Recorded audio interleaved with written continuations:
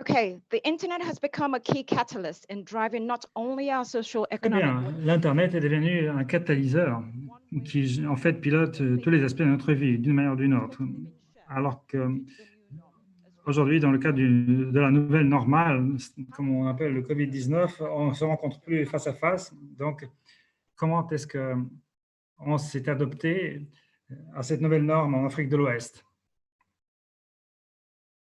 Comment est-ce que la sous-région de l'Afrique de l'Ouest s'est-elle adaptée à cette nouvelle norme? Dépend en fait de notre inclusivité, de la manière dont on fait des choses et dont cela impacte les gens dans la rue, les gens dans leur domicile, à leur domicile. C'est sur la base de cette nouvelle norme que le haut panel aujourd'hui, impliquant les différents acteurs sur la décision inclusion numérique en Afrique de l'Ouest, s'occupe du Covid-19. Et maintenant, je présente Consolati Reggi, qui est notre animateur, qui a été impliqué dès le début au niveau mondial dans les activités dans le cadre du forum IGF Afrique de l'Ouest. C'est le président de Jocolabs Banjul, qui est une filiale de Jocolab, qui est un laboratoire situé dans toute l'Afrique, dans divers pays. À vous, lorsque vous êtes prêts. Merci beaucoup. Merci pour l'accueil. Bienvenue à ce panel de haut niveau, à ce débat. Là où vous êtes dans le monde, je vous souhaite la bienvenue. Bon après-midi, bonsoir, bonne matinée, en fonction de l'endroit où vous vous trouvez. Comme l'a dit Folake, je serai votre animateur lors de ce panel de haut niveau sur l'inclusion numérique et sur l'accès en Afrique de l'Ouest face à la pandémie du Covid-19. Nous avons plusieurs sujets qui sont des sujets très intéressants. On va en débattre. On sait tous que faisant face au Covid-19, il y a une chose que Folake avait dit dans sa remarque préliminaire. Ce qui se passe aujourd'hui, c'est de l'inconnu. Aujourd'hui, la rencontre physique en face à face, aujourd'hui, se passe plutôt à distance. Donc, il y a un changement technologique important qui se passe. Les défis ont toujours été présents, en particulier pour les gens ordinaires en Afrique de l'Ouest, dans toute l'Afrique, en fait, en ce qui concerne la technologie. Les gens étaient exclus.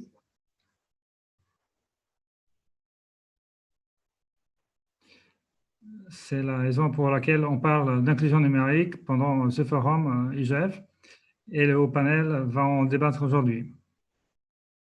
Nous avons plusieurs intervenants aujourd'hui, y compris Madame Nena de l'Internet, D'Angino, d'ICANN, Pierre D'Angino, vice-président ICANN pour l'Afrique. Nous avons un représentant de la CEDEAO également. Donc, concernant le rôle de Madame Nena de l'Internet, je dois dire qu'on aura certainement un débat intéressant. Et nous allons lui poser la question maintenant sur l'inclusion numérique et l'accès qui ont impacté nos vies, en particulier maintenant, inaudible. Bonjour tout le monde. J'espère que vous pouvez me voir et m'entendre parfaitement. Je m'appelle Nenna, je viens de l'Internet. Je suis l'avocate chef de la fondation World Wide Web. Mon travail consiste à promouvoir la vision fondatrice et la mission de Berners-Lee, de l'inventeur du World Wide Web. En d'autres mots, mon rôle consiste à faire en sorte que vous puissiez être en ligne, que vous soyez content en ligne, que vous ayez la meilleure qualité de vie numérique que vous pouvez avoir, que vous soyez des citoyens numériques libres et que vous ayez les compétences et la capacité nécessaire pour faire de vous quelqu'un de créatif, de productif, des citoyens en ligne qui soient excellents, qui puissent profiter, bénéficier de cela. Et si vous n'êtes pas responsable, bien sûr, on veut également vous rappeler à l'ordre. Ça fait partie de mon rôle. Donc, aujourd'hui, en m'exprimant à ce forum de l'IGF Afrique de l'Ouest, je ne peux dire qu'une chose. Et je vais lever ma main et je vais dire tout le bruit qu'on a fait au cours de 20 dernières années, tout ce que j'ai fait pendant les 20 dernières années, tout le travail qu'on a fait au cours de 10 dernières années au sein de la World Wide Web Foundation, toute l'énergie qui est dépensée par les pionniers de l'Internet, tout ça, c'est maintenant que ça porte ses fruits. Donc, le poulet, maintenant, vont être rôtis, on peut dire. C'est-à-dire qu'on est là, pas pour l'Internet.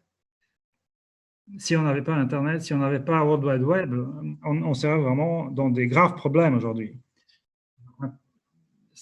L'humanité, dans le cadre de Covid-19, s'il n'y avait pas l'Internet, aurait bien du mal. Qu'est-ce qui se passerait si on n'avait pas le www au cours de cette pandémie? Combien de millions seraient morts si on n'avait pas le réseau mondial World Wide Web? Donc, ce que j'ai à dire sur le Covid, voilà, il y aurait plus de morts si on n'avait pas la connectivité numérique. L'Internet, le www, on est prêt avec lui à ce défi de la pandémie. Donc, c'est une différence entre la vie et la mort pour bien de gens qui en découlent. Voilà le premier point que je voulais mentionner ici. L'Internet, www, ce n'est plus uniquement pour la communication. Aujourd'hui, c'est une question de vie et de mort. Et ça me ramène à la première question d'aujourd'hui. Covid ou pas Covid? Il faut aller de l'avant et notre mission commune consiste à faire en sorte que les 49% restants de la population mondiale qui ne sont pas connectés aujourd'hui le soient. Donc, à partir d'aujourd'hui, il faut que l'inclusivité signifie que chacun doit avoir le droit d'accéder à l'Internet. La deuxième chose que je voulais dire, Monsieur le Président, c'est que lorsque la pandémie a attaqué, tout le monde a commencé à travailler à partir des chez eux. Il y a eu le distancement social, des commandes en ligne, des livraisons à domicile réalisées par la technologie. Mais juste avec les données, est-ce qu'on peut faire partie de l'IGF de l'Afrique de l'Ouest sur Zoom? Non, ça ne suffirait pas. C'est la raison pour laquelle cela ne suffit plus maintenant. Donc, on demande la connectivité. Si on se dit une connectivité, n'importe laquelle, ce n'est plus suffisant pour l'Afrique de l'Ouest. Une connectivité qui a du sens, c'est très important. La connectivité qui a du sens, c'est 4 choses. Je dois être en mesure de me connecter tous les jours, pas une fois par semaine, pas une fois par mois, parce que j'ai besoin de travailler, il faut que mes enfants aillent à l'école, il faut que je fasse mes courses, il faut que j'achète des choses. Donc, pour la connectivité, tout d'abord, je dois me connecter tous les jours. Tous les jours. Chacun doit pouvoir se connecter tous les jours. Deuxièmement, il faut les bons appareils, parce que je vous parle à l'aide d'un appareil qui me permet de partager mon écran avec vous et de partager un film sur lequel je suis avec vous. Donc, les appareils sont très importants. Sinon, on parle de qualité de l'Internet. 2G ne suffit plus maintenant. Au moins 4G. Et si vous êtes quelqu'un comme moi, on peut parler de fibre optique à domicile, mais chacun doit avoir un accès à bande large. Donc, la qualité est importante. Comme ça, nous avons une expérience confortable. Donc, chers amis, la première question, c'est faire en sorte que tout le monde soit en ligne. Deuxièmement, il faut que chacun soit connecté de manière raisonnable, correcte, pour qu'il puisse créer des contenus, pour qu'ils puissent être des citoyens numériques à part entière. Hier, à l'école, je disais que l'humanité, pour avoir toute sa dignité, a besoin de dignité numérique. Si on n'existe pas en ligne, on peut probablement ne pas exister également dans d'autres domaines de l'économie. C'est comme si on n'existe pas. Il faut donc que notre existence en ligne soit pleine de dignité et pleine de sens. La dernière chose que je voulais citer, Monsieur le Président, pendant cette séance d'introduction, en particulier dans le contexte du Covid, c'est que non seulement il est important pour nous d'être connectés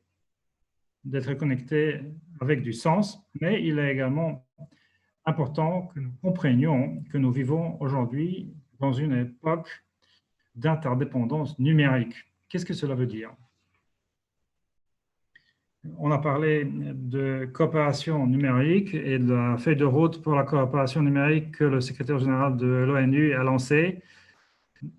La Web Foundation l'a fait, a participé à cela pendant 2 ans et je continue à travailler avec le bureau du secrétaire général de l'ONU et avec le secrétaire de la coopération numérique et avec tous les champions de ce sujet. Et mon rôle consiste à promouvoir les choses dont on parle aujourd'hui, donc inclusion numérique, connectivité mondiale et bien sûr les questions de genre. Écoutez, bon, je ne peux pas parler trop de l'égalité des genres, mais ce que je voulais dire, c'est que ce n'est plus moi-même, ce n'est plus vous en tant qu'Estonie ou Corée du Sud qui agissez dans votre coin. On comprend aujourd'hui, dans le cadre de cette pandémie, qu'il y a une seule humanité, qu'il n'y a qu'un seul Internet, il n'y a qu'un seul web, et donc c'est là qu'on doit être. On doit être mondial, numérique, interdépendant. Une coopération numérique est nécessaire pour que chacun fasse partie du développement de l'Internet et de son utilisation. Le dernier IGF de Berlin a lancé le contrat pour le web, où on trouve les principes et la responsabilité de toutes les parties prenantes pour aider à créer un Internet sûr. Et je suis convaincu qu'en Afrique de l'Ouest, nous allons regarder les principes du contrat pour le web. J'en ai parlé en Gambie. Donc, ces principes font partie maintenant de la coopération numérique et mon rôle, une fois de plus, consiste à m'assurer que, d'une part, vous pourrez bénéficier de l'Internet, d'autre part, que vous aurez un potentiel intégral sur Internet. Et si de temps en temps, vous n'allez pas respecter vos responsabilités, je vous rappellerai à l'ordre. Nous vivons une époque excellente, une grande époque. Donc, je peux dire que j'adore ça. J'étais présidente à la Web Foundation et donc on dit qu'en 2020, c'est nos esprits qui jouent avec le temps. Vous vous souvenez de ce qui s'est passé au mois de janvier et de février, mais depuis, le temps s'est arrêté. C'est l'impression qu'on a. Mais non, le temps, pourtant, ne s'est pas arrêté. En fait, il fonce de l'avant. Donc là, on est déjà à la fin juillet. Le Covid est toujours là, mais l'humanité va de l'avant et je suis fier du rôle que l'Internet, le World Wide Web a joué dans cette pandémie. Cela nous montre que nous avons quelque chose pourquoi ça vaut la peine de se battre et je suis contente en tant que femme africaine de m'être battue pendant 20 ans pour que le monde d'Africains meure et je voudrais remercier la CEDEAO et tous nos États membres qui travaillent main dans la main avec la World Wide Web Foundation et avec tous nos amis et partenaires numériques pour s'assurer que personne ne reste en arrière. Monsieur le Président, je m'appelle Nenna, je viens de l'Internet et mon rôle consiste à souhaiter la bienvenue à nous tous en cette ère d'interdépendance numérique. Merci beaucoup. Merci beaucoup. Merci Nena. Je pense qu'il faut applaudir Nena. Merci. C'était vraiment plein d'inspiration pour nous, source d'inspiration. Et ça nous dit beaucoup sur là où nous sommes, mais également là où on va. Et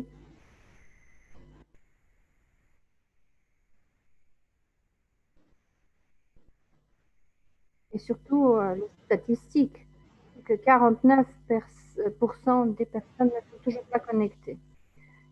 Et il faut se prendre, il faut retrousser les manches et commencer à travailler là-dessus. Bon, on a parlé beaucoup de la connexion qui a du sens, signifiante. Et nous allons aussi parler des aspects que Nena a mentionnés sur les opérations numériques du secrétaire général et de World Wide Web. Maintenant, je voudrais inviter l'intervenant suivant, le vice-président d'ICANN et Internet for Africa, qui va nous parler de la numérotation dans les systèmes informatiques et bien sûr de la stabilité du système dans le système DNS.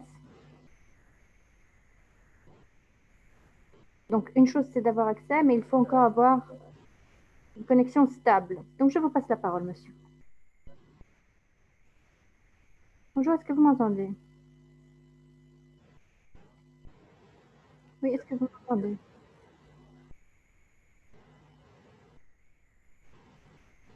Merci beaucoup de m'avoir invité. Merci de m'avoir invité à ce forum IGF qui est important pour nous à ICANN. Nous sommes réellement intéressés par ce que vous faites. Bon, en ce qui concerne mon domaine d'intérêt et mon domaine de travail, je voulais bien entendu souligner le plaidoyer et les actions presque évangéliques de notre sœur Nena. Mais ce dont je vais vous parler, en fin de compte, c'est de ce que nous faisons à ICANN. Parce que nous voulons rendre l'Internet plus interopérable, interconnecté. Donc, il faut s'assurer que la sécurité est assurée pour tout le monde. Bon, en ce qui concerne l'infrastructure, le haut débit, si on parle de 4G, 5G, tout ça, bien entendu, c'est très, très important. Mais si on veut que l'Internet soit accessible pour tous, il faut parler d'inclusion dans certains domaines, en particulier en Afrique. Bon, combien de personnes, parce que l'Internet, c'est juste un secteur d'activité. Oui, c'est un secteur d'activité, mais d'autres disent que c'est une place, c'est un emplacement qui devrait aussi s'étendre d'une manière géographique. Mais l'Internet doit être stable et sécurisé. Ça a été vraiment très important et la résistance de l'Internet, l'importance est devenue encore plus poussée pendant cette pandémie. Il y a de nouveaux phénomènes qui sont arrivés en ce qui concerne les différents abus qui ont lieu en ligne. Ce sont des menaces qu'il ne faut pas prendre à la légère. Encore deux choses que je souhaite souligner. D'abord, je pense qu'il est important de parler à un niveau plus général de la façon dont on gère l'Internet en Afrique.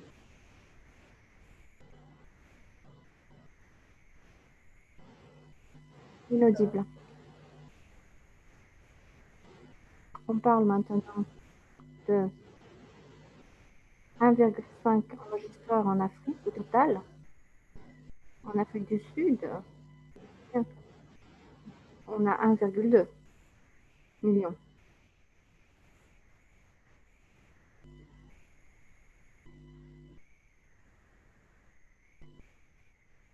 Pour 300-400 000 de clients d'enregistrement. Donc, il y a beaucoup à faire. On nous demande inaudible. Mais ce sont des... Donc, je voulais maintenant vous demander comment est-ce qu'on rend plus sécurisé les domaines DNS. Ça, c'est vraiment important.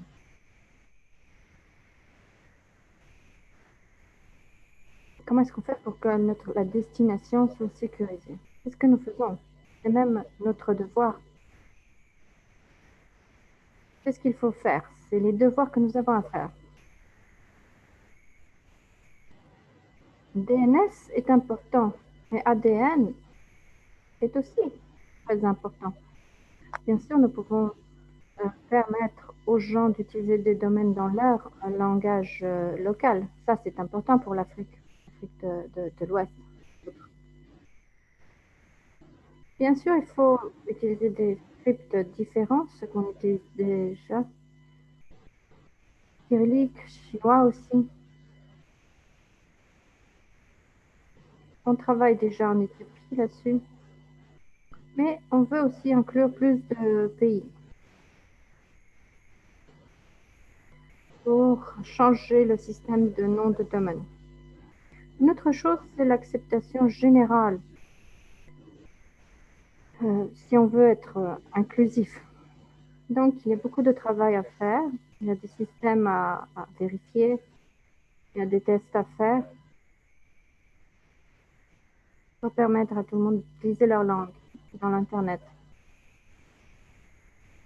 Mais je pense que les nouveaux utilisateurs Internet vont venir des pays en développement. En fait, où les lettres latines, l'alphabet latin n'est pas l'alphabet de base. Ça, c'est un effort à faire pour que l'expérience des utilisateurs puisse être élargie. Bon, c'est ça, c'est nos devoirs. C'est les devoirs qu'on a à faire en ce qui concerne le nom de domaine. Aussi, donc, la sécurité des DNS et l'acceptation générale des autres alphabets, des autres lettres. Voilà, c'est tout ce que je voulais dire pour l'instant et j'attends des questions s'il y en a. Merci beaucoup, Pierre. Oui, vraiment, c'était très bien. D'un point de vue technique, il y a ces issues, il y a ces problèmes linguistiques. Il y a également des abus en ce qui concerne le système DNS, des violations. Le système a été enfreint pendant la pandémie du Covid, également à haut niveau.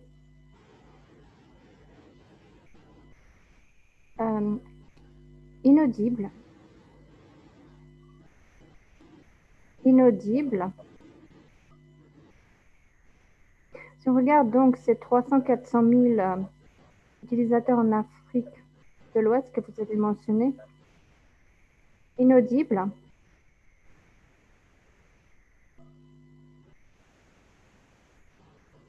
Par exemple, en Gambie, vous avez seulement 2300 personnes dans ce domaine. Mais pour l'Afrique, pour le continent entier,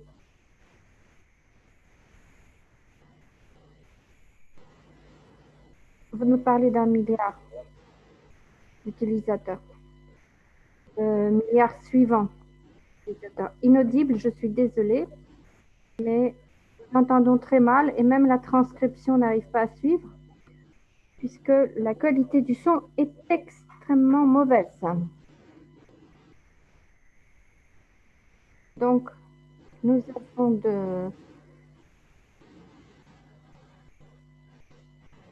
des langages qui ont une très bonne syntaxe et il faut voir comment on peut les rendre plus accessibles pour les utilisateurs. Je suis sûre que personnes vont avoir des questions à poser. Voilà. Donc, pour la première fois, nous avons également des parlementaires, des députés dans ce forum. Et c'est une personne qui va nous parler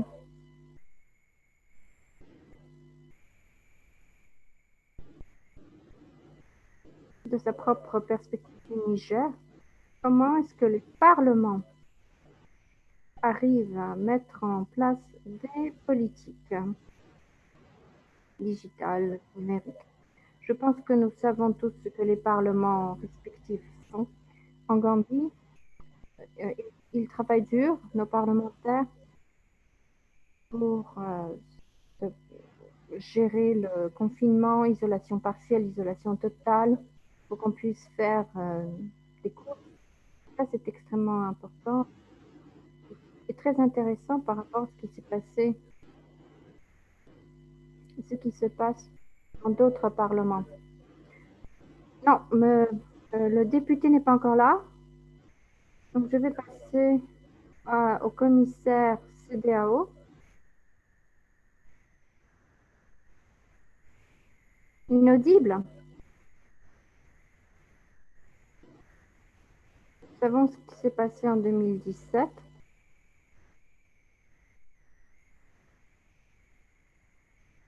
Inaudible.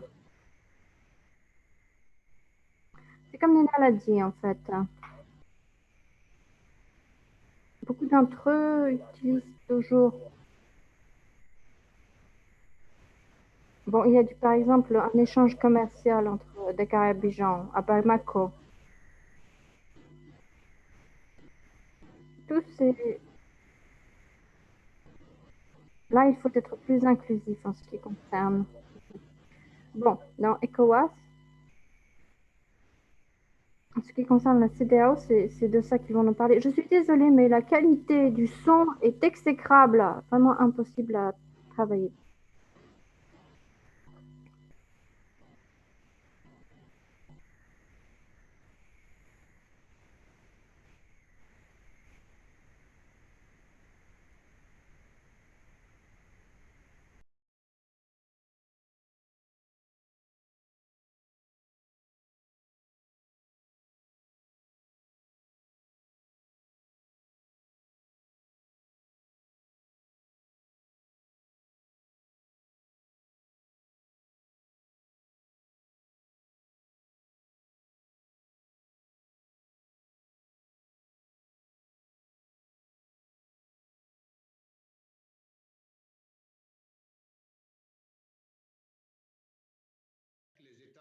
Les experts des États dont vous êtes, qu'il y a une politique d'harmonisation qui vise d'abord le développement des infrastructures régionales pour assurer la connectivité régionale, pour assurer l'accès aux services. Tout à l'heure, Mme Nema a expliqué, elle a parlé de fibres, de connexion par fibre et autres.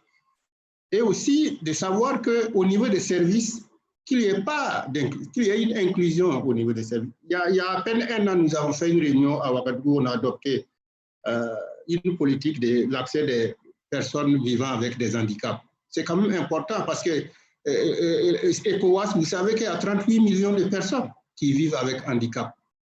Alors, à l'heure actuelle, s'il n'y a pas une politique spécifique, ça veut dire qu'on a 38 millions de personnes qui sont vraiment, qui ne peuvent pas avoir accès aux services. Ce n'est pas normal.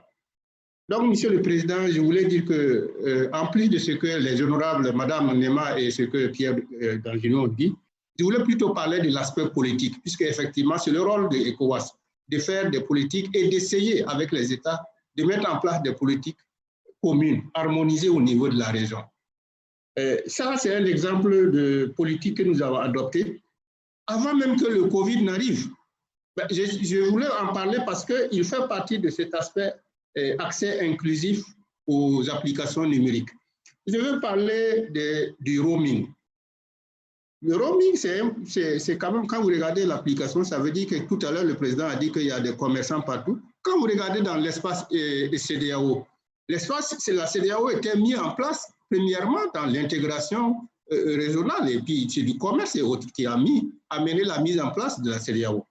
Donc, notre rôle, un exemple, c'est le travail qu'on nous avait demandé, c'est de s'assurer que les citoyens de l'espace CEDEAO peuvent se déplacer, peuvent communiquer, peuvent commercer, peuvent utiliser les services financiers d'un bout à l'autre. C'est très important.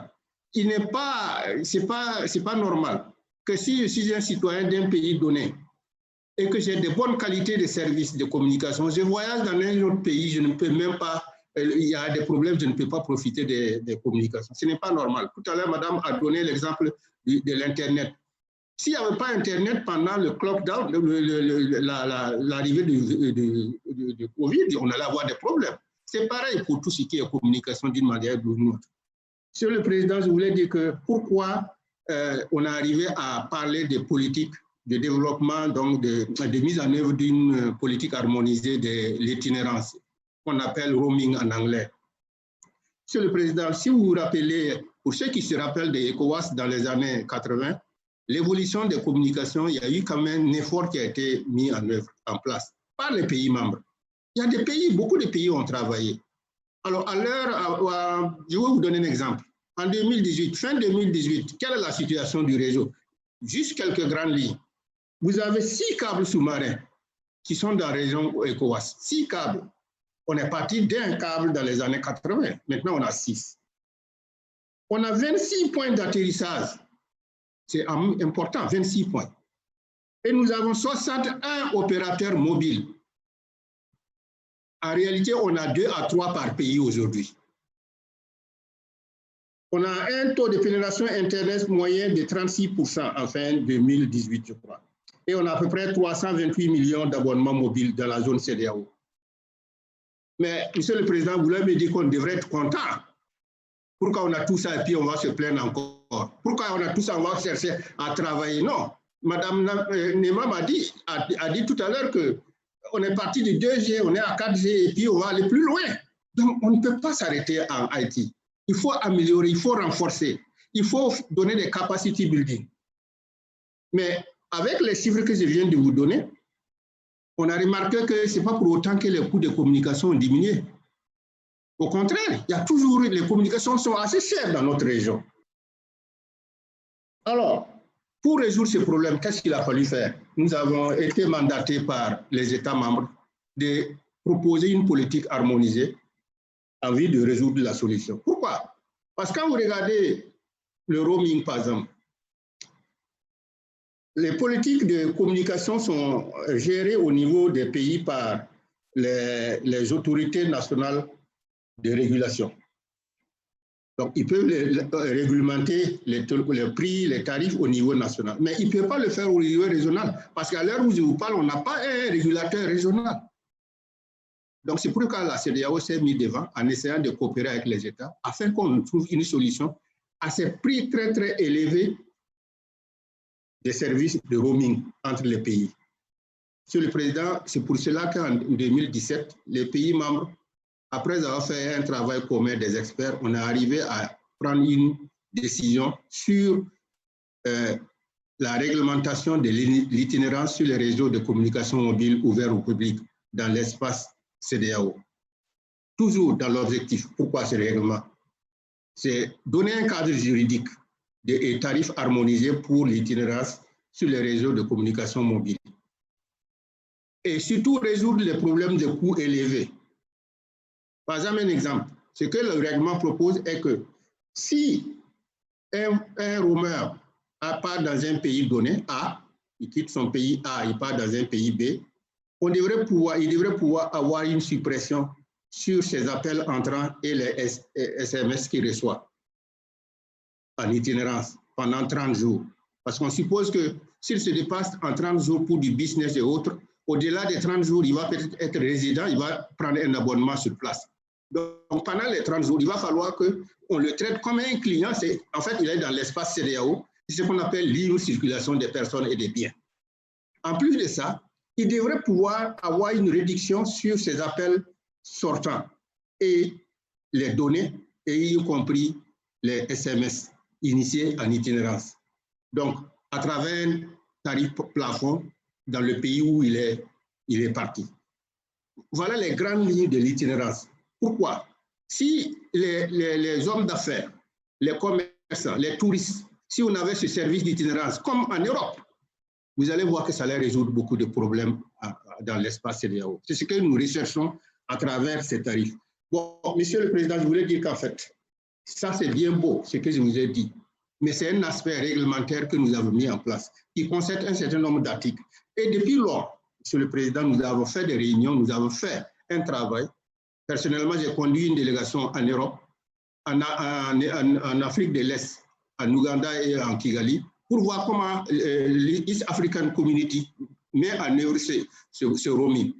Et nous sommes arrivés vraiment à une conclusion et nous avons rencontré les ministres.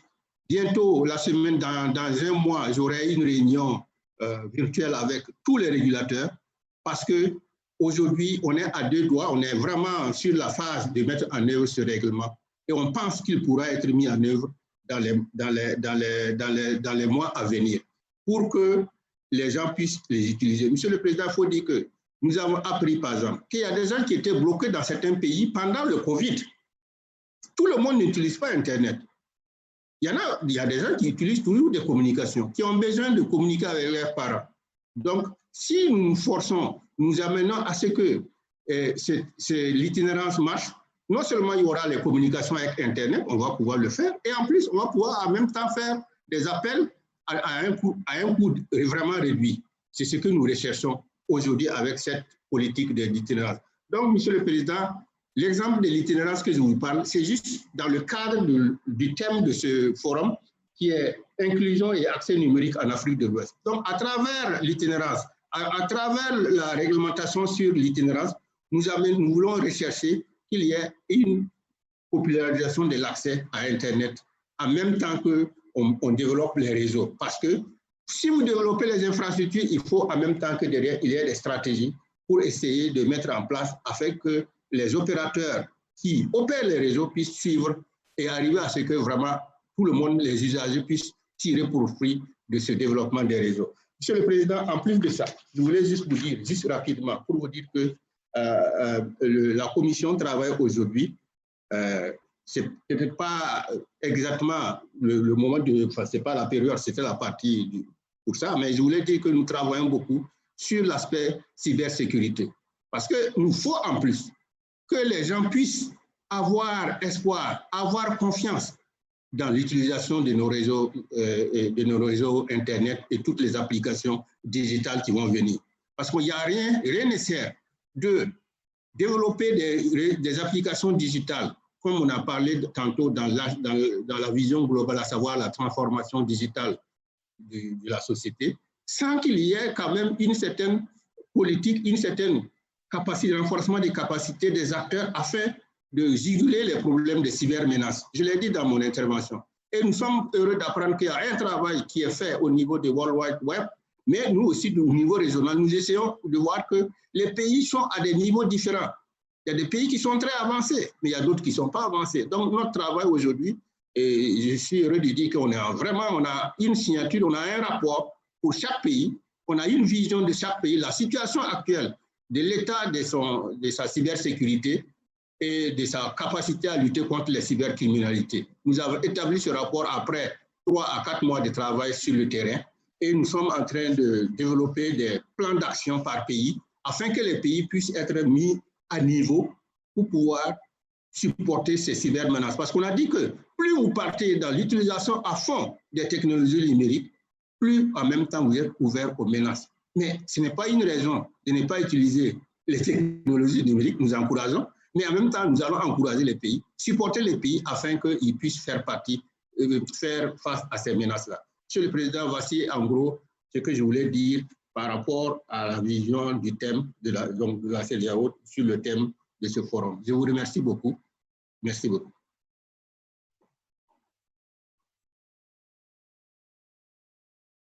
Yeah, thank you very much, Commissioner Zoli, Dr. Zoli. Merci beaucoup, Dr. Zoli. Merci, Monsieur le Commissaire. Je pense que les données statistiques sont très importantes. Nous avons 6 câbles sous-marins actuellement dans la région. 6 câbles sous-marins, donc. Donc, il faudrait qu'on clarifie exactement la situation, mais on a 61 opérateurs de téléphonie mobile en Afrique de l'Ouest, 2 à 3 par pays au minimum. Donc, le pays le plus grand, le pays le plus petit, le Cap-Vert, en a 3. Donc, on a parlé du nombre d'utilisateurs d'Internet, 6%. Nena a parlé de 49%, donc il faudrait qu'on regarde cette disparité entre les chiffres. Sur le pourcentage, vous avez mentionné 300 millions dans la région, accédant à la mobilité, à la connectivité mobile. Il y a aussi des défis concernant l'itinérance, parce que la région de la CEDEAO n'a pas d'approche unifiée sur le traitement de cette itinérance, mais bientôt on s'en occupera. Et sinon, vous avez mentionné aussi les questions de la cybersécurité. On a vraiment beaucoup apprécié votre intervention. Et donc maintenant, c'est le représentant du Parlement du Niger qui va s'exprimer. À vous.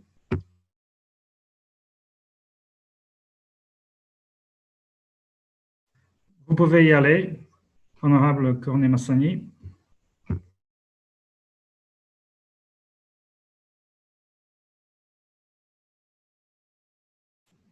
En fait, votre micro est coupé. Vous devez brancher votre microphone, honorable Massani.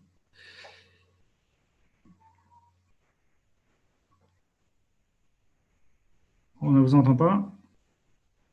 Moi, je vous entends. Ça marche, allez-y. Mais je vais parler français. Très bien, allez-y, honorable monsieur Massani. Merci. Bonjour à tous.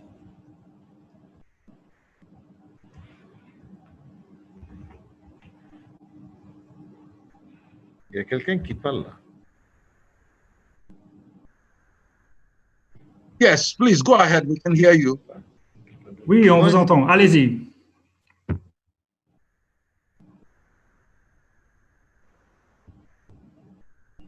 Vous m'entendez? A little Oui, bit nous faint, but our interpreters are honorable. hearing you. Ok. Bonjour à tous. Donc, je me représente. Je suis donc député national au Niger. Je suis un ancien professionnel de l'informatique, donc expert TIC. J'ai occupé au niveau de mon pays donc des responsabilités de haut niveau sur le développement de l'informatique. Donc, j'ai participé pratiquement à tous les forats depuis le démarrage. Bon, M. Makan Faye est là, Nena aussi est là, et ils me connaissent. Donc, par rapport au thème qui est discuté aujourd'hui, le Covid-19 donc, est une pandémie. Quand elle est apparue au Niger, elle nous a créé un blocage presque total des activités pendant tout le mois de mars et un peu en début avril. Mais à partir de la mi-avril, les activités gouvernementales et les activités internationales, donc le Niger a pu, grâce à une expertise de l'Agence nationale pour la société de l'information, qui est une agence qui est logée à la présidence de la République, aussi aux services techniques au niveau de tous les ministères et au niveau des institutions de l'État. Donc, le Covid n'a pas été pour le Niger une barrière.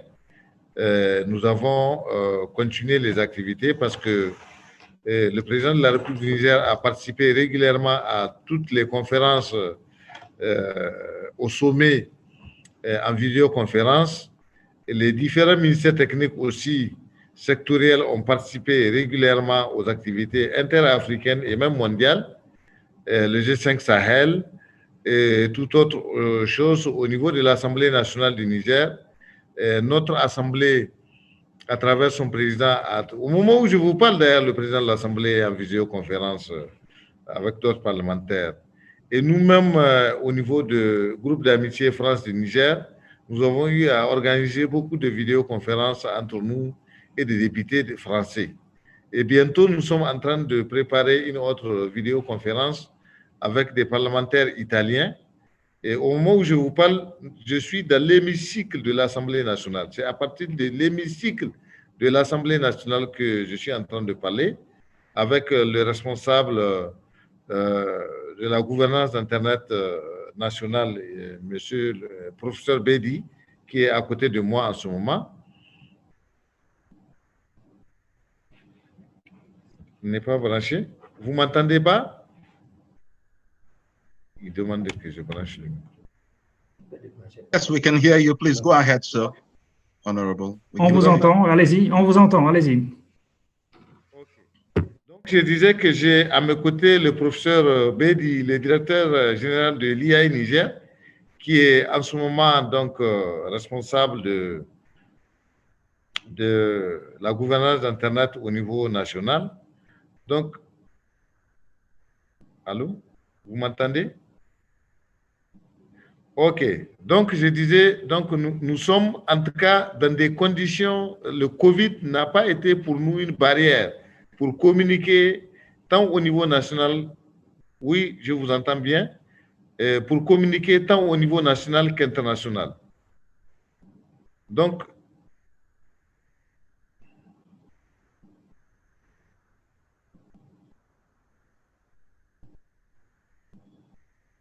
ils sont en train de repasser ce que j'ai dit là. Honorable, continuez parce que nous Okay. vous entendons Voilà. très bien. N'arrêtez pas, s'il vous OK. plaît. Donc, comme vous m'entendez très bien, le Covid donc n'a pas été une barrière pour nous. Et au moment où je vous parle, nous sommes en train de travailler au niveau du... On a un comité ici au niveau de l'Assemblée nationale. C'est un comité d'organisation d'un forum qu'on a déjà organisé la première édition en 2017 au niveau de la CEDEAO sur les nouvelles technologies. Là, on a le prochain forum que nous devrions organiser en janvier-février passé. Malheureusement, à cause de la pandémie, avec la CEDEAO, on l'a annulé parce qu'il ne peut pas y avoir des regroupements de plus de 50 personnes au niveau de notre pays quand il y a eu les mesures. Et donc, quand l'état d'urgence va être levé, nous pensons que ce forum-là, on va le relancer. Si on n'arrive pas à le faire physiquement, on sera obligé de le faire comme nous sommes en train de faire le forum actuel. Donc, c'est un forum sur le rôle du parlementaire dans le cadre de la lutte contre la cybercriminalité en Afrique, donc au niveau de l'espace CEDEAO. Donc, je suis le président du comité scientifique de ce forum.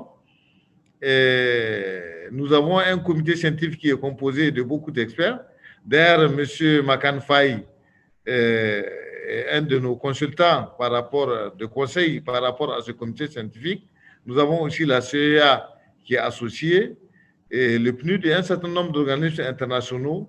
Et nous pensons que si les conditions les permettent, même si on ne peut pas faire physiquement ce forum, on va le faire comme nous sommes en train de le faire actuellement avec vous. Donc, le Covid-19 n'est pas une barrière, en tout cas ici au Niger, Dieu merci, sur le plan de développement des NTIC, nous avons quand même avancé. Le Covid n'a pas été pour nous une barrière.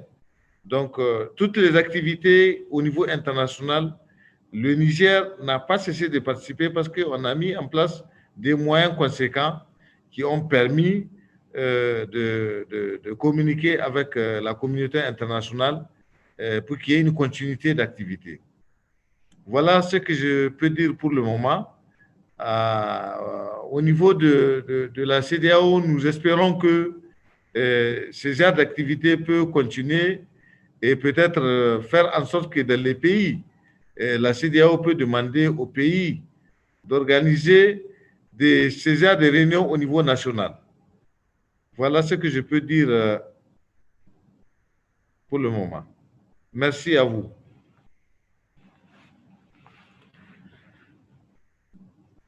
Thank you very much. Merci beaucoup. Honorable Massané, nous apprécions votre intervention. Il y a quelques années, j'ai participé à votre forum avec le professeur Bidi. Le professeur Bidi était là. Je vous remercie beaucoup, honorable Massané, pour votre intervention et en particulier pour le message sur le fonctionnement de l'Assemblée. On a pu voir votre superbe bâtiment et malgré le Covid, les parlementaires continuent à travailler, notamment avec les députés italiens et d'autres parlementaires. Les parlementaires comprennent aussi le contexte de l'écosystème informatique.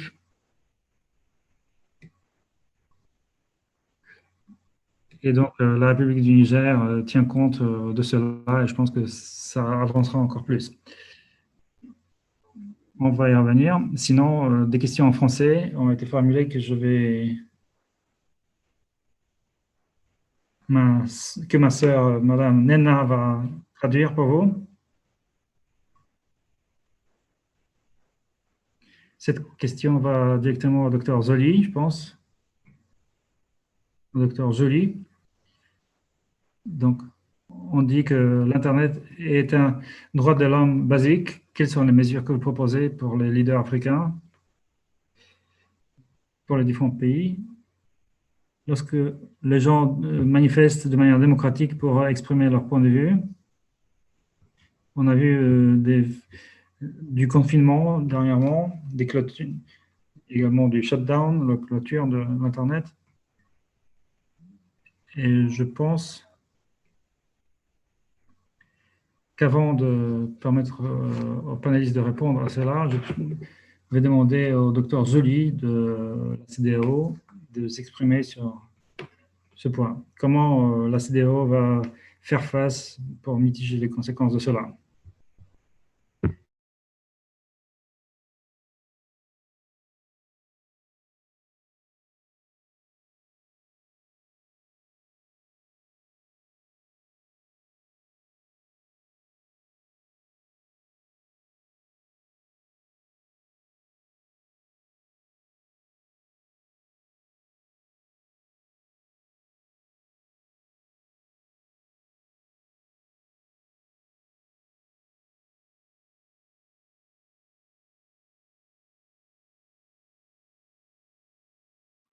Malheureusement, la Commission, si nous faisons les politiques, si nous facilitons la mise en œuvre de ces politiques et faciliter la mise en œuvre surtout du développement des infrastructures, au niveau de la région, nous n'avons pas un régulateur régional.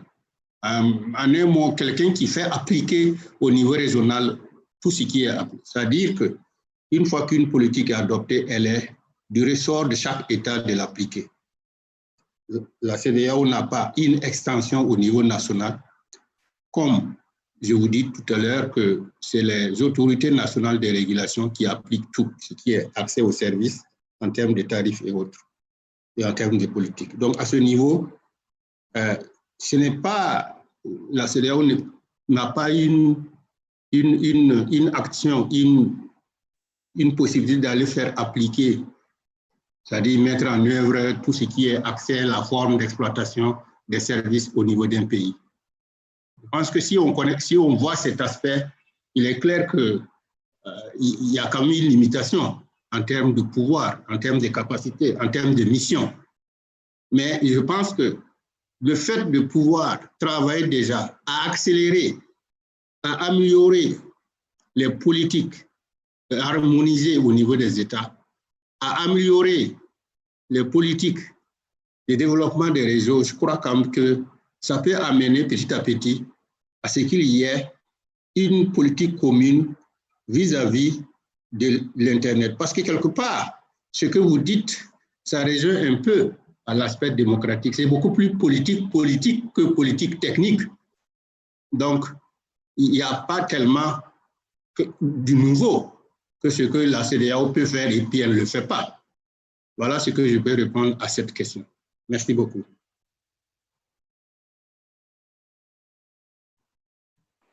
Allô? Yes, thank you, Dr. Zoli. But Merci beaucoup, Dr. Zoli. Merci.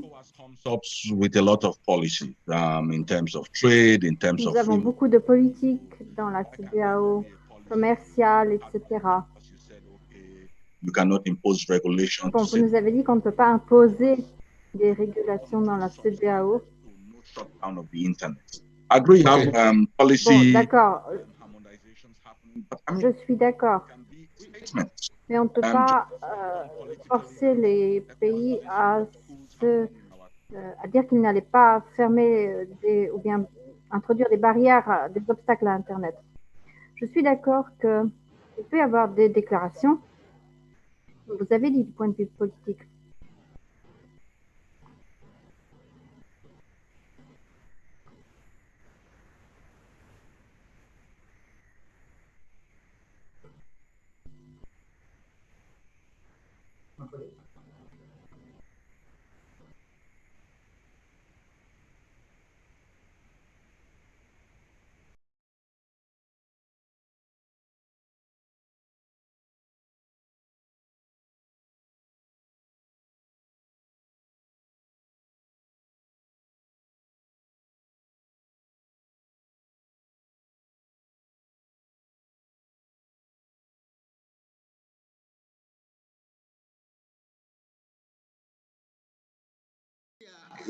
La CEDEAO travaille jusqu'à une frontière. Prenons par exemple l'affaire des fermetures des frontières ou bien des trades, du commerce, les lois sur l'application du commerce. On a été obligé de créer un task force aujourd'hui qui passe dans les États, qui explique avec les États, qui discute avec les États. C'est ce que nous faisons pareil aussi en Haïti. On discute avec les États, on les demande, voilà ce qu'il faut faire. Mais en bout de course, vous pouvez peut-être poser la question aux parlementaires du Niger, parce que c'est des applications qui relèvent des États directement sur leur espace territorial. C'est-à-dire qu'il n'y a pas une concession de mise en œuvre des politiques octroyées par les États à la CEDEAO qui va appliquer ça comme un territoire de la CEDEAO. Je ne sais pas si je peux me faire comprendre. En tout cas, ce qui est clair, c'est que c'est un aspect de rôle, de mission dédié à chaque État par rapport à la mise en œuvre des politiques qu'on adopte au niveau régional. Ce n'est pas seulement Haïti, c'est partout. Dès que vous adoptez la politique au niveau régional, elle est mise en œuvre par les instances appropriées dans chaque État. Voilà ce que je peux dire là-dessus. Merci beaucoup. Okay. Thank you. It's very clear. I see. Merci beaucoup.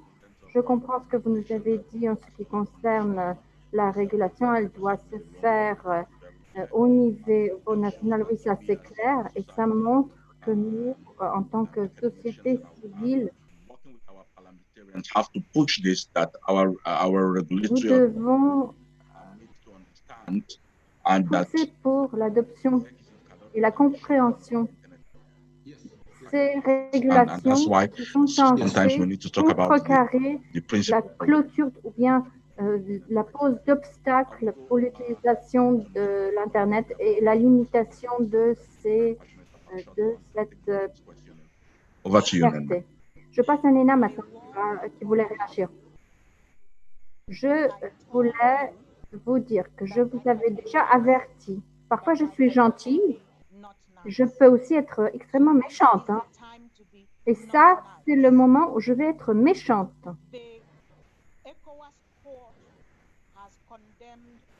Le tribunal de la CEDEAO a imposé une sanction de 2 millions de CFA sur Togo pour avoir adopté des lois de limitation de l'Internet et de limitation du droit des citoyens du Togo. Et le commissaire a raison. La Commission est au service des États membres. Mais, cher commissaire, je vous passe un message maintenant. La CEDEAO devrait être la CEDEAO des citoyens et pas la CEDEAO des législateurs ou des gouvernements. Si vous m'écoutez maintenant, je vous prie de prendre connaissance du fait qu'il y a un tribunal de la région ECOWAS, CEDEAO. Vous pouvez intenter une action contre chaque gouvernement qui enfreint les droits des citoyens. Et le Togo a déjà été condamné. Si vous représentez le gouvernement, si vous m'écoutez, nous sommes prêts. Nous allons intenter des actions contre vous. Je souris, mais quand je vais vous voir au tribunal, vous allez avoir un adversaire de taille. Donc, si vous m'écoutez, nous aussi attaqué en justice nos gouvernements. Il y a 3 ans, nous étions à Cotonou, l'Afrique de l'Ouest et la gouvernance de l'Internet. On a adopté une déclaration jointe en disant non aux clôtures d'Internet, aux limitations d'Internet. Donc, je pense que nous faisons une chose et nous faisons d'autres choses. Je le répète, la pire chose qu'un gouvernement peut faire aux citoyens en ce moment de pandémie, c'est de limiter l'Internet, de fermer l'Internet. Et nous, à la CEDEAO, nous devons le mettre dans notre procès verbal. Nous appelons au gouvernement d'Éthiopie de rendre la liberté aux Éthiopiens. Comment est-ce que c'est acceptable? Comment est-ce que les frères et sœurs, 100 millions d'Africains sont maintenant fermés et sont coupés du réseau? Il faut réellement être fort et accuser le gouvernement qui a fait ça. Voilà, la question des médias en ligne, l'accès à l'information, le droit à l'information. Il est temps que nous commencions à respecter les citoyens de notre région. Nous sommes des hommes et des femmes. Nous avons des droits de l'homme et il faut les respecter. Nous avons besoin de respect de nos droits fondamentaux et à la promotion de ces droits. Quelqu'un a posé la question sur la convention. Et je veux vous dire que l'EU a fait son travail. Nous avons la convention de Malabo. La convention de Malabo sur les données personnelles, la cybersécurité garantit nos droits, mais également nos responsabilités. Si vous avez participé aux sessions de l'école de cette année, il y avait Mokhtar Driou qui nous a parlé de la convention de Malabo. Il y a une convention au niveau africain, mais il y a seulement 10 pays qui l'ont ratifiée. On attend plus de pays et on attend que vous ratifiez cette convention. Vous êtes avec nous aujourd'hui. J'espère que lorsque vous reviendrez dans votre pays, vous le ferez. La commissaire a le droit, il ne peut pas forcer un pays souverain, mais les citoyens de ce pays souverain peuvent le faire. Je ne parle pas seulement au nom de la Web Foundation, mais en tant que citoyen de l'Afrique de l'Ouest. Voilà. Je suis une citoyenne de l'Afrique de l'Ouest et j'ai le droit de demander qu'on me restitue ce qui m'appartient. Ce qui m'appartient, c'est les droits du citoyen numérique. Je veux qu'on protège mes droits et c'est le travail de la Commission de le faire. Merci beaucoup. Merci, Nena. Merci, une très bonne réaction de votre part. C'est très important de dire qu'on peut attaquer en justice nos gouvernements, pas uniquement pour ces aspects. Je sais que beaucoup de journalistes sont opprimés aussi pendant ce temps et il peut y avoir des ce type de cas qui vont se trouver devant la justice du tribunal de la CEDEAO. Je suis désolée, mais M. Poncelet n'est pas audible. On a beaucoup parlé également de la cybersécurité. Je passe maintenant à la parole au représentant d'ICANN. Je me demande comment on va faire en ce qui concerne la cybersécurité. Il y a beaucoup de peur, de crainte. On parle d'établir une politique de cybersécurité pour tous les pays. Je sais qu'il y a beaucoup d'abus. You think ICANN can do in Qu'est-ce working? que ICANN peut faire? Qu'est-ce que nous pouvons faire? ECOWAS peut faire? La CEDEAO. Bon, Nena nous a parlé de la Convention de Malabo. Il n'y a que 10 pays qui l'ont ratifiée. Comment est-ce qu'on pourrait s'organiser? Merci.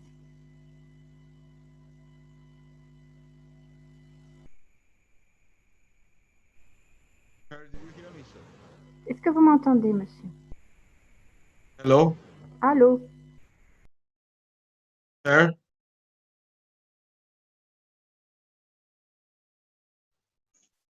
Hello, Yes, I can you hear me? Yes. Go ahead, Per.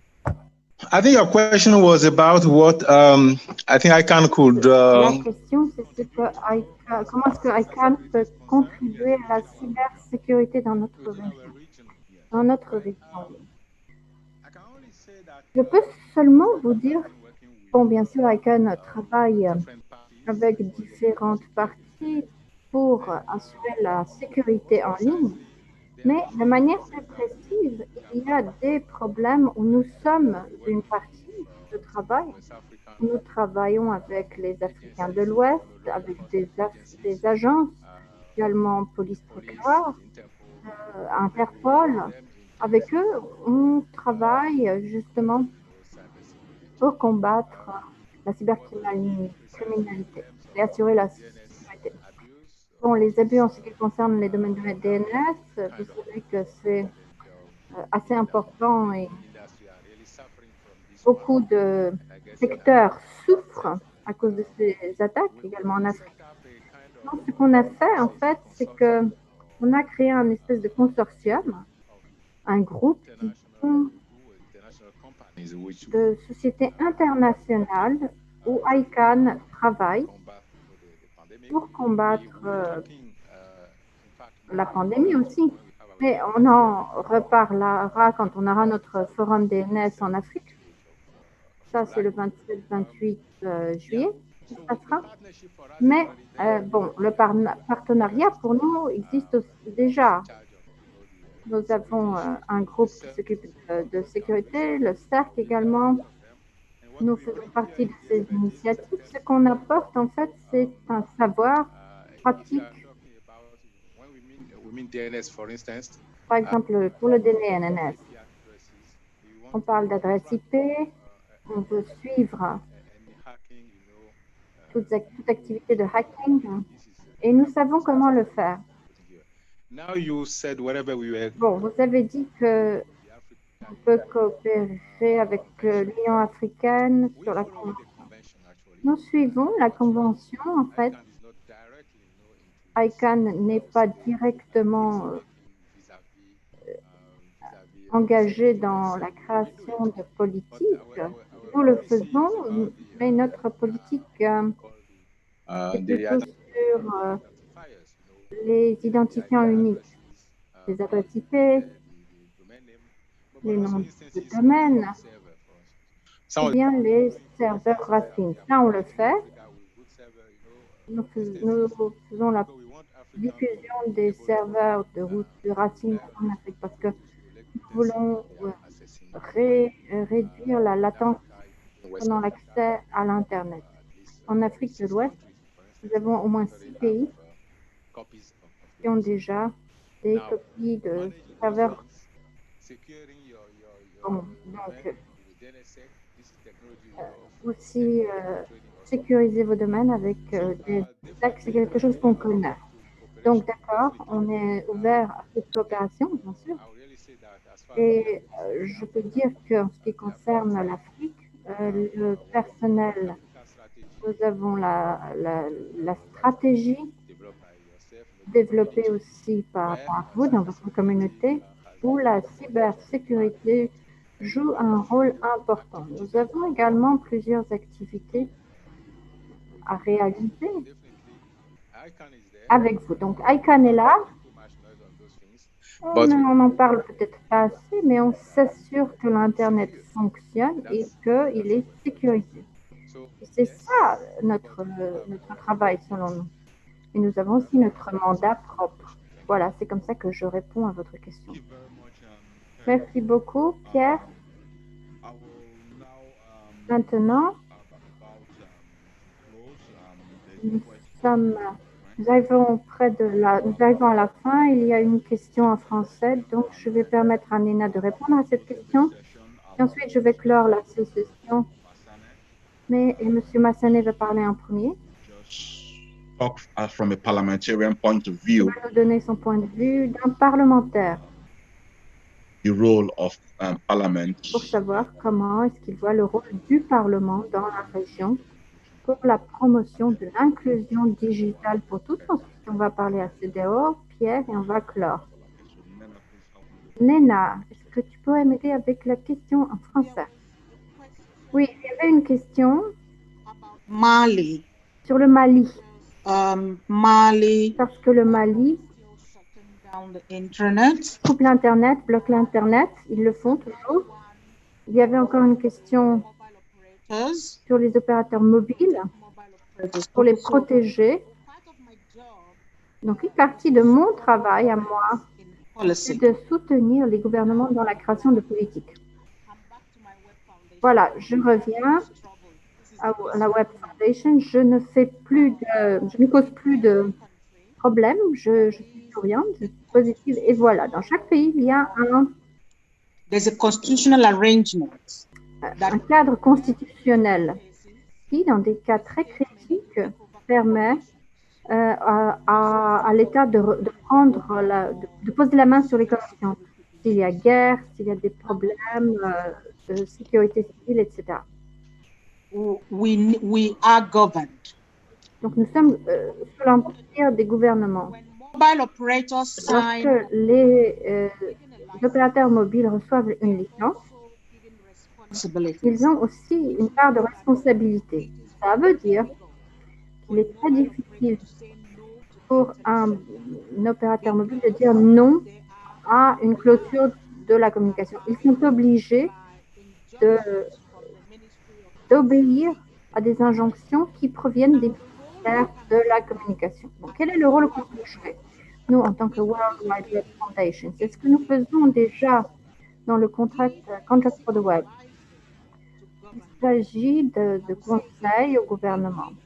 Nous donnons des conseils sur la création de politiques. Mais les citoyens, eux, seront ceux qui vont ensuite demander des comptes à leur gouvernement. Et c'est pour cela qu'à part le Ghana, j'espère qu'il y aura d'autres pays qui vont dire qu'ils vont adopter ces principes. Une chose est extrêmement importante. Il va y avoir des élections cette année au Ghana. En Côte d'Ivoire aussi, ou dans d'autres pays. Et les Africains de l'Ouest, nous devons arriver au moment où nous voyons l'Internet comme une infrastructure critique de l'économie. Si nous ne percevons pas Internet comme ceci dans le changement constitutionnel suivant, s'il y a par exemple une révision de votre constitution, un amendement, regardez et demandez que ce soit inscrit dans la loi nationale, que l'Internet et l'accès à l'Internet devrait être un trésor, une richesse nationale et devrait avoir une grande importance au niveau national. Avant qu'aucun ministre, avant que qui que ce soit puisse demander aux opérateurs de fermer l'Internet, il faut d'abord passer par des personnes telles que Massanet Korenko. Il faut aller à l'Assemblée nationale of the people who et represent demander for you to be able to shut down. l'approbation de vos représentants, des élus de la société. La majorité des décisions pour couper l'Internet sont arbitraires, ne sont pas démocratiques et en fait sont proches de la dictature. Donc voilà, si vous n'avez pas les moyens de faire ça, si vous pensez que votre vie se trouvera en danger, s'il y a une révision constitutionnelle, mobilisez-vous pour que vous ayez accès à l'Internet et pour que l'accès à l'Internet fasse partie des droits constitutionnels. Merci beaucoup. Thank you very much, Nena, for that. Merci beaucoup, Nena. C'était vraiment une très bonne intervention. Voilà, je vais clore la session, mais nous faisons d'abord un récapitulatif avec M. Massanet. Nous commençons avec vous. Parliamentarian, what do you see your role is? Voilà, on peut te demander comment vous percevez votre rôle en tant que parlementaire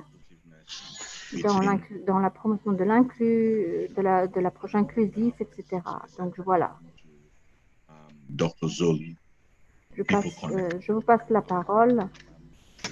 Et ensuite, Dr. Zoli. What do you call it? 56% to vote. Merci de me repasser la parole. En tant que parlementaire, en tout cas, nous sommes en train de prendre beaucoup d'initiatives. Je vous ai dit qu'on a déjà organisé à Niamey, sous l'égide de la CEDEAO, un forum interparlementaire sur les nouvelles technologies. Nous sommes actuellement en train de préparer un autre forum interparlementaire, toujours sous l'égide de la CEDEAO, parce qu'une mission de l'Assemblée nationale du Niger associée à certains députés de la Côte d'Ivoire s'est rendue déjà à Abuja, et nous avons organisé une réunion du comité scientifique pour la préparation de ce forum parce que le Parlement de la CEDEAO qui se trouve à Abuja n'a pas beaucoup d'impact sur le fonctionnement des parlements pays. Donc ce forum, nous voulons l'organiser avec au moins 3 parlementaires de chacun des pays, des 5 et des 15 pays de la CEDEAO. On va les regrouper et on va parler du rôle du parlementaire dans la lutte contre la cybercriminalité en Afrique de l'Ouest. Parce qu'aujourd'hui, la cybercriminalité fait beaucoup de dégâts dans notre sous-région, mais nous sommes désarmés. Les initiatives, il n'y a même pas de politique dans certains pays. Il n'y a même pas de stratégie, de stratégie sur la cybercriminalité dans certains pays. Donc, avec l'appui de certains partenaires, via la CEDEAO, beaucoup de pays sont en train de faire leur stratégie. Mais nous, ce que nous souhaitons, c'est de faire en sorte que les parlements nationaux, parce que même certains traités ou certains actes additionnels que la CEDEAO prend, parfois, ils ne sont pas implémentés, ils ne sont pas appliqués dans les pays. Donc, l'initiative que nous sommes en train de prendre, si ce n'est pas que le Covid était arrivé, une mission devrait sillonner tous les pays, aller visiter les parlements nationaux, désigner les 3 députés et organiser la rencontre à Niamey. Voilà la perspective, même si, en tout cas, on a créé, aujourd'hui, on a créé un réseau qui s'appelle interparlementaire, qui s'appelle REPTIC CEDEAO. Et au niveau du siège de la CEDEAO, une mission a été là-bas. Le président de ce réseau, REPTIC CEDEAO, pour le moment, c'est un député de la Côte d'Ivoire, que vous connaissez d'ailleurs parce qu'il a été consultant. C'est Dr Guy Bessangui, qui est un député avocat, spécialiste d'éthique.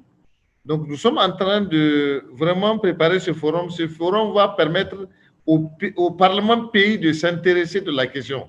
Parce qu'au niveau des parlements de la CEDEAO, ils n'ont aucun pouvoir sur les parlements nationaux. Voilà ce que je voulais ajouter. Je vous remercie.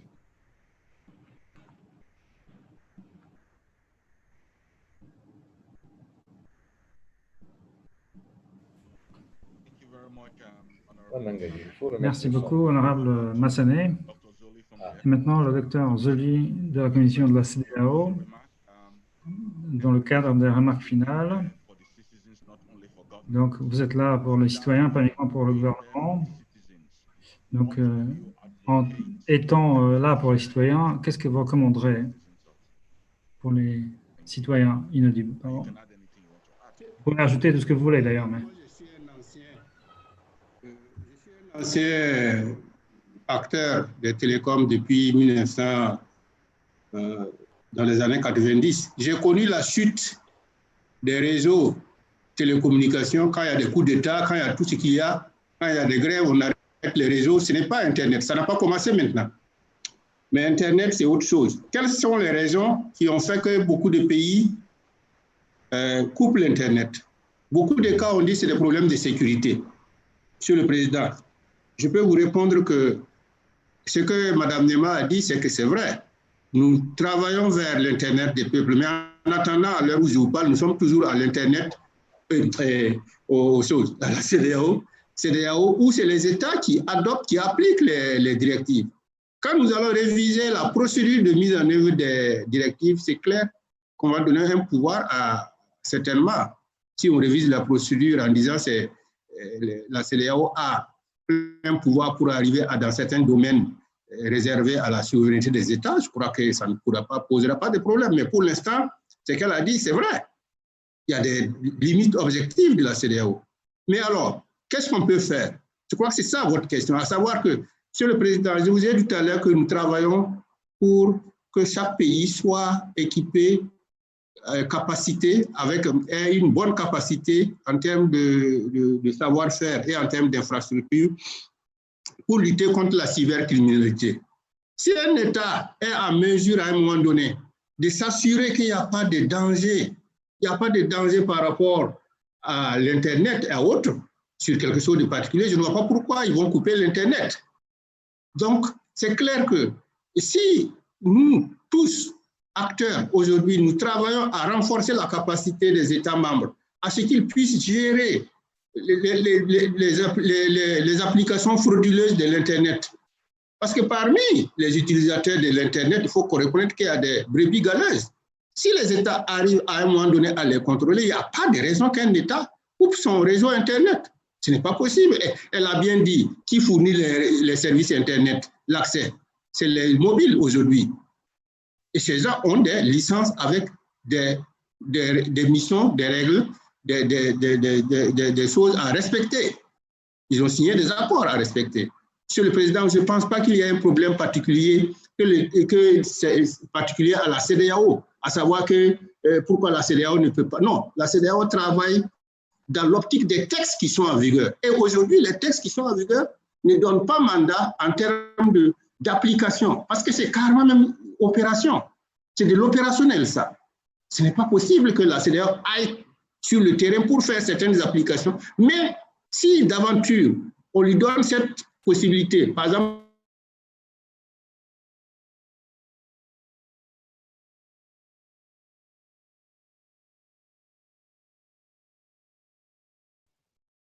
Yeah, Commissioner Zoli seems to have Le frozen. commissaire Zoli semble ne plus pouvoir nous parler. Vous êtes de retour? Vous êtes de retour? On l'a perdu. Quand j'ai dit que bon, on travaille sur... Oui, vous m'avez entendu? Yes. OK. Yes. J'ai dit que nous travaillons sur la capacité des États membres à répondre aux cyberattaques, à travailler à lutter contre la cybercriminalité. Une fois que les États vont avoir ces capacités, vous allez voir que les coupures d'Internet vont être de plus en plus réduites. Et je ne crois pas, voire annulées. Donc, je pense que j'ai bonne note que la CEDEAO, dans ses capacités, c'est ça qu'elle est en train de faire, former les gens et puis essayer de trouver des moyens de travail communs pour pouvoir arriver à résoudre ce problème-là. En même temps, Monsieur le Président, nous avons la mise en œuvre de l'agenda digital, de la transformation digitale numérique de la région en perspective avec, si vous vous rappelez que l'Union africaine a adopté l'agenda transformation numérique. Nous, au niveau de la CEDEAO, on est en train de mettre ça, de regarder comment on peut appliquer ça au niveau de la région. On a mis en place une équipe qui va travailler toujours avec les États membres. Et vous allez voir que ça va être pris en compte. Tous ces aspects exploitation de l'Internet, certainement, vont être considérés dans ce travail-là. Merci beaucoup, Monsieur le Président. Very much, Dr. Zoli. I really liked your last comment. Merci beaucoup, Dr. Zoli. J'ai beaucoup aimé votre dernier commentaire sur l'Union africaine et sur le cadre de coopération et sur ce que vous pouvez faire dans ce cadre. Et maintenant, je passe à Pierre pour les dernières remarques. Donc, concernant les stratégies africaines spécifiques à la région africaine, quels sont les domaines dont il faut qu'on s'occupe pour l'inclusion numérique? Merci. Merci beaucoup, Poncelet. Est-ce que vous m'entendez? Vous m'entendez? Allez-y. Vous pouvez y aller. Merci, Poncelet. Merci à tous. Je voulais dire que j'allais être très bref. Je voudrais vous remercier tous pour cette initiative. Concernant ICANN, nous avons une stratégie ICANN pour l'Afrique, développée par les Africains eux-mêmes. Nous avons quelques activités que nous allons implémenter en Afrique en matière de sécurité de l'Internet, notamment. Et c'est surtout une question de développement de la capacité. C'est surtout une question de savoir ce qu'il faut faire dans l'industrie. C'est une industrie, il faut le dire. Nous devons savoir comment gérer tout ça. Donc, en Afrique de l'Ouest, nous savons ce que nous avons à faire. Nous travaillons ensemble de l'association de régulateurs de télécoms en Afrique de l'Ouest, par exemple, et dans d'autres zones également. Nous sommes prêts à nous joindre à toute initiative que vous pourriez entreprendre pour fournir de l'aide en matière de domaines d'expertise qui sont clés. Nous travaillons avec Afrinic, par exemple, FTLD. Donc, clairement, on est là pour aider, pour apporter notre soutien. S'il faut faire quelque chose, vous nous connaissez. On se connaît bien en Afrique. Donc, l'implication technique, la politique de gouvernement, ce sont les domaines dans lesquels nous sommes impliqués. Donc, merci une fois de plus, Marie et Étienne, pour cette conférence intéressante. Merci beaucoup, Pierre Dangino, président d'ICANN en Afrique. Je sais que vous êtes très occupé, vous avez beaucoup de travail à faire dans les différents pays africains, notamment. Donc, espérons qu'on va travailler encore plus dans notre région. Donc, encore Nina, avant qu'on le ferme, on va le faire à notre manière. Merci. Merci beaucoup. Tout d'abord, je voudrais vous remercier. Je voudrais remercier le secrétariat IGF pour l'Afrique de l'Ouest, Marie Forlac et Joshua, le docteur Kofi et l'équipe. Vous avez fait un bon travail en animant ce forum. Donc, nous sommes là où le taux de pénétration est le plus faible, mais nous faisons notre part du travail. Félicitations donc tout d'abord. Je suis très reconnaissante à tous ceux qui ont dédié du temps pour se joindre à nous. Merci beaucoup. Ce panel de haut niveau consacré à l'accès numérique et à l'inclusion. Donc, on n'est pas encore à la ligne d'arrivée, mais on bouge dans la bonne direction. Donc, continuons dans ce sens. Oui, nous avons des défis. Oui, il y a des barrières. Mais il est possible pour nous de passer du point A au point B. Donc, continuons à bouger. Le rôle de la Web Foundation consiste à bâtir des preuves, à aider à catalyser des actions, à construire des coalitions. Si vous êtes au Bénin, si vous êtes Au Nigeria, au Ghana, nous avons déjà des coalitions nationales qui travaillent sur Internet disponibles dans vos pays. Et je vous aiderai volontiers. Je ne parlerai plus de la World Wide Web Foundation et du contrat pour le web et de la coopération numérique. Maintenant, en mon propre nom, en tant que citoyen de l'Afrique de l'Ouest, qui est né au Nigeria, qui a vécu au Togo, au Ghana et aujourd'hui en Côte d'Ivoire, je connais tous nos pays et je voudrais dire une fois de plus, la CEDEAO, c'est quelque chose qui nous appartient. Nous sommes ECOWAS. Quand on parle d'Afrique de l'Ouest, on parle de moi, on parle de vous. On ne parle pas uniquement de nos pays. Donc, en tant que citoyens numériques, nous sommes des citoyens de la CEDEAO, des citoyens numériques de la CEDEAO. Amis, mesdames et messieurs, garçons, filles, vous avez la responsabilité, pas uniquement des droits. Donc, nous voulons vous aider, vous apporter notre soutien en tant que citoyens numériques, mais il faut qu'on s'assure également que nous sommes responsables en ligne. Les gens qui ont construit le réseau l'ont fait pour des objectifs positifs. Donc, si vous êtes sur le net pour escroquer les gens, si vous êtes là pour des raisons criminelles, la loi qui s'applique hors ligne s'appliquera également en ligne. Donc, en d'autres mots, je suis contente et je suis fière d'être une citoyenne de l'Afrique de l'Ouest et je suis toujours ouverte à contribuer en tant que moi-même, Nena,